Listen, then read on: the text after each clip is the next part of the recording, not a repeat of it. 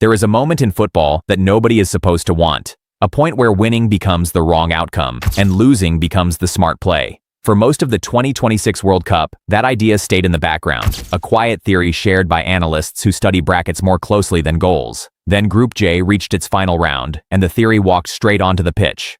Austria and Algeria, two teams separated by history and by an old, painful memory, were placed in a position where a draw could help both of them, where a loss might be safer than a win, and where the entire football world suddenly remembered a match from 1982 that changed the sport forever. Reporters openly speculated. Former players voiced concern. Fans braced for a repeat of one of football's most uncomfortable nights. Instead, something unexpected happened. The match exploded into life, ending in a wild 3-3 draw with goals arriving deep into stoppage time. But before a single ball was kicked, the bigger question had already formed. Why did a routine group game carry this much weight? And what does it say about the tournament's new format that this situation was even possible in the first place? The bigger question here is simple but uncomfortable. Can a sport that has expanded to 48 teams still guarantee that every match is played purely to win? That question sat over Group J long before kickoff, and it did not disappear once the whistle blew.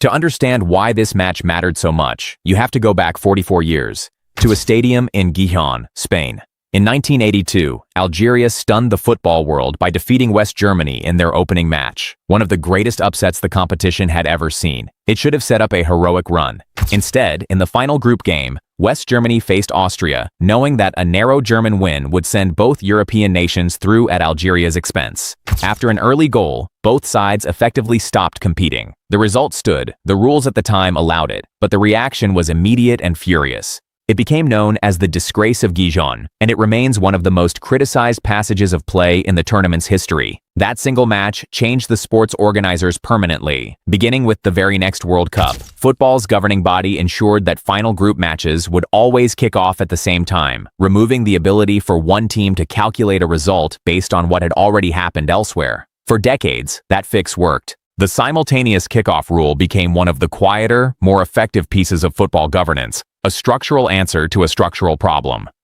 Then, the competition expanded. Moving to 48 teams meant introducing groups of 3 rather than 4, and to keep the numbers workable, tournament organizers added a system allowing 8 third-place teams to advance into the knockout rounds. Almost immediately, observers noted a side effect. With more paths to qualification, and with final standings depending on a tangle of head-to-head results and group placements, the incentive structure of certain matches became unusually complex. Algeria and Austria, by coincidence or by football's strange sense of memory, found themselves at the center of exactly that complexity. Here is why this matters. Heading into their final group match, Algeria already knew a draw would be enough to advance as one of the better third-place finishers. Austria, meanwhile, faced a strange incentive of their own, win or draw, and they would likely finish second in the group, setting up a difficult round of 32 matchup against Spain, one of the tournament favorites. Español,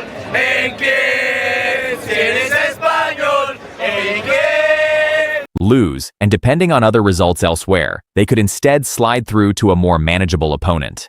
For the first time in World Cup history, head-to-head result was also being used as a primary tiebreaker ahead of goal difference, adding another layer of calculation to a situation that already echoed 1982 almost exactly. That alone would be significant. But the situation went further once journalists began connecting the dots publicly. Several reports in the days before the match raised the same point. Without realizing it, the expanded format had recreated the very conditions football's leadership tried to eliminate decades earlier, only this time with a more complicated set of incentives layered underneath simultaneous kickoffs that were supposed to prevent exactly this kind of scenario. The wider implications stretched beyond one match. If two teams can rationally prefer a draw, or even a loss in a winner-takes-all sporting event, that raises a real question about competitive integrity at the structural level, not because of anything either team intended to do, but because of how the rules were written. Critics argued that an event built on the promise of pure competition cannot afford even the appearance of mutually beneficial outcomes. Others, more sympathetic to the new format, pointed out that expanded tournaments inevitably create complex scenarios and that this was simply an unintended byproduct of growth rather than a flaw in the sport's character. Then came the match itself. And this is where the story changes. Rather than a quiet, cautious 90 minutes, Austria and Algeria played with intensity from the opening whistle. Goals came in bunches. The lead shifted multiple times. Late into the second half, with both sides still searching for a winner that, by some interpretations, neither strictly needed, the match produced dramatic stoppage time goals that pushed the final score to 3-3. For 90 minutes, the speculation that had dominated the build-up looked almost irrelevant against what unfolded on the pitch. Austria's coach, Ralf Rangnick, addressed the speculation directly afterward, rejecting any suggestion that the result had been influenced by anything other than each team's genuine effort to win. His comments reflected a broader reality. Many observers who watched the match closely concluded that both sides had clearly tried to win it outright, and that the chaotic, end-to-end nature of the game stood as its own argument against any claim of quiet cooperation. The contrast between the pre-match anxiety and the post-match scoreline became, in itself, one of the more talked-about storylines of the tournament. That contrast has raised questions of a different kind. If the match was played with full effort, does that settle the matter entirely, or does it simply mean the structural problem identified by critics still exists, waiting for a different pair of teams and a different set of circumstances to expose it again? This has led some supporters to wonder whether football's biggest stage can keep expanding without revisiting the very mechanisms designed to protect its competitive integrity. There is also a counter-argument worth taking seriously. Many analysts believe the dramatic finish is itself strong evidence against the idea that either side was managing the outcome. A back-and-forth 3-3 draw with goals scored deep into added time is not the signature of two teams quietly playing out a result. According to several match reports, both Austria and Algeria pushed for a winning goal until the final whistle, which undercuts the comparison to 1982, even as the historical echo remains impossible to ignore. Stepping back, the larger question is not really about Austria or Algeria at all.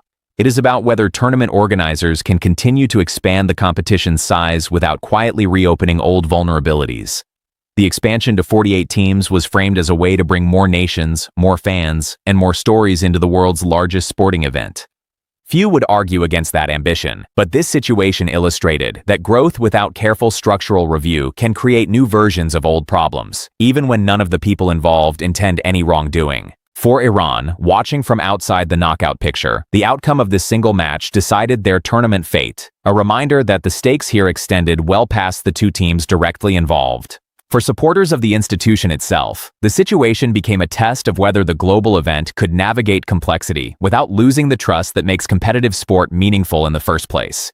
In the end, nothing was proven, nothing was punished, and no rule was broken. What happened in Group J was not the disgrace of Gijon repeated. It was, instead, a reminder that the conditions which produced that disgrace 44 years ago can resurface in new forms whenever a format grows faster than the safeguards built around it. Austria and Algeria answered the moment with effort, with goals, and with a result that silenced most of the doubts raised in advance. Whether the structure itself deserves the same benefit of the doubt is a separate question, and one that may not stay quiet for long. So here's the question worth sitting with. When a tournament expands to bring in more teams and more stories, how much complexity is too much before it starts to threaten the very competitiveness the sport is built on? Let us know what you think in the comments below.